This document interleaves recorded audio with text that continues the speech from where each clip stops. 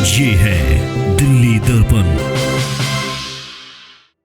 नमस्कार साथियों, आलोक मौर्य और ज्योति मौर्य का मामला सुर्खियों में है और अभी खबर आई थी कि ज्योति मौर्य अपनी सास से मिली, यानी कि आलोक मौर्य की मां से, और काफ़ी कहा-सुनी उनमें हुई। लेकिन अब जो खबर आ रही है वह ये खबर आ रही है कि ज्योति मौर्य के बचने के बाद, यानी कि आलोक मौर्य ने जिस तरह से ज्योति मौर्य का भ्रष्टाचार का केस वापस लिया और एक तरह से ज्योति मौर्य को आलोक मौर्य ने बचा लिया। ऐसी खबरें आ रही हैं कि जो मनीष दुबे, जो तथाकथित प्रेमी है ज्योति मौर्य का, और जिस पर भी आलोक मौर्य ने गंभीर आरोप लगाए थे, तो मनीष दुबे के खिलाफ भी कोई खास सबूत जांच कमेटी को नहीं मिले हैं। और ये जानकारी आ रही है कि जो बयान दिया है मनीष दुबे ने जांच कमेटी को, उससे संतोष है जांच कमेटी को, यानी कि संतोषजनक जवाब जो है मनीष दुबे का जांच कमेटी को लगा। इस मामले में ये बात प्रमुखता से देखने को आ रही है कि ज्योति मौर्य और मनीष दुबे ब्यूरोक्रेट हैं और जांच कमेटी में जो लोग हैं वह भी ब्यूरोक्रेट हैं। मतलब एक तरह से ये आलोक मौर्य को जो है निश्चित रूप से कहीं ना कहीं दबाव बनाया गया होगा आलोक मौर्य पर। ज्योति मौर्य का केस भी वापस करा दिया गया और मनीष दुबे को भी लगभग बचा लिया जाएगा। ये जानकारी जो है वो विश्वसनीय सूत्रों से मिल रही है। लेकिन इस मामले में देखने की बात ये है कि आलोक मौर्य ने जिस तरह के गंभीर आरोप ज्योति मौर्य और मनीष दुबे पर लगाए थे, आलोक मौर्य ने ये भी आरोप लगाया था कि ज्योति मौर्य और मनीष दुबे जो हैं वो मिलकर उसकी हत्या का षड्यंत्र रच रहे हैं। मतलब एक तरह से आलोक मौर्य ने अपनी हत्या का षड्यंत्र रचने का आरोप दोनों ज्योति मौर्य और मनीष दुबे पर लगाया था। और जो भ्रष्टाचार का मामला था ज्योति मौर्य पर जो केस दर्ज किया था आलोक मौर्य ने, उसमें लगभग 32 करोड़ का मामला सामने आया था। तो निश्चित रूप से आलोक मौर्य ने जो डायरी सौंपी, जो सबूत सौंपे, उसमें भ्रष्टाचार का मामला रहा होगा।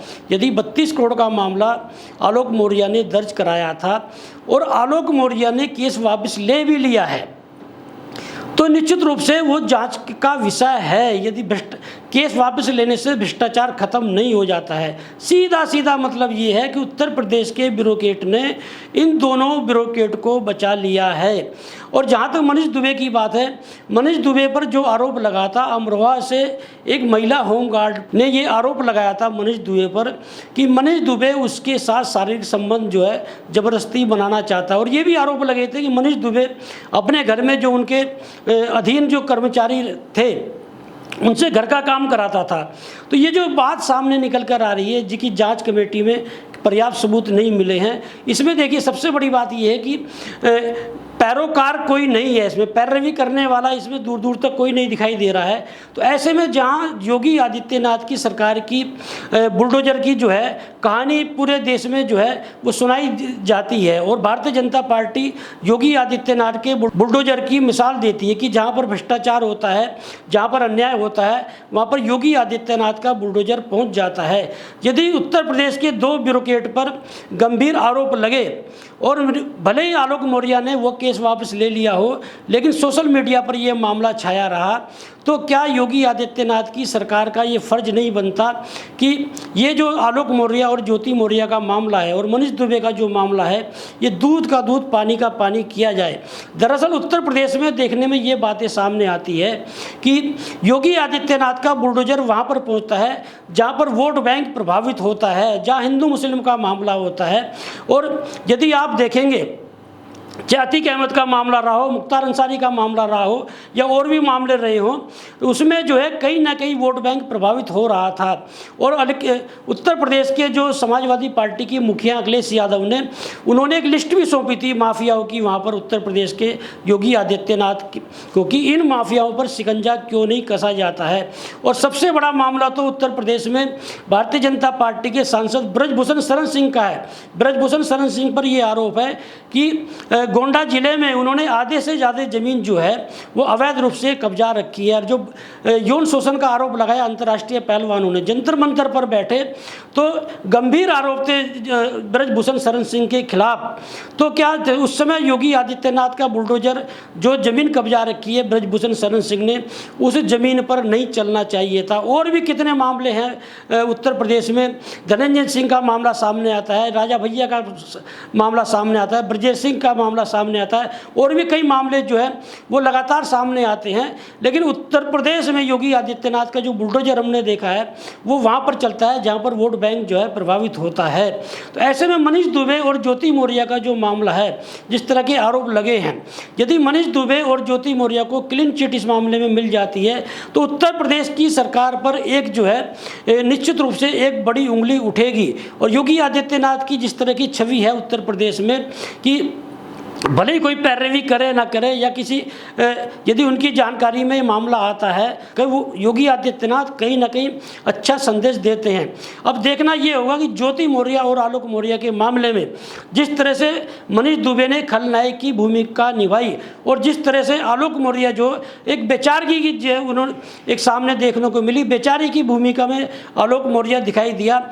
और आलोक मौर्य लगातार जो है अपनी बेटियों की खातिर ज्योति मौर्य से समझौता करना चाहता है और ज्योति मौर्य को माफ़ करने की बात भी आलोक मौर्य ने कही है। जिस व्यक्ति की पत्नी पर जो है अवैध संबंधों का आरोप खुद उस व्यक्ति ने लगाया है, जिस व्यक्ति पर की हत्या का षड्यंत्र का रचा गया हो, उसकी पत्नी ने अपनी तथाकथित प्रेमी के साथ मिलकर रचा हो, यदि वह व्यक्ति फिर से अपनी पत्नी को अपनाने को तैयार है तो निश्चित रूप से आलोक मौर्य जो है एक बड़ा दिल दिखा रहा है।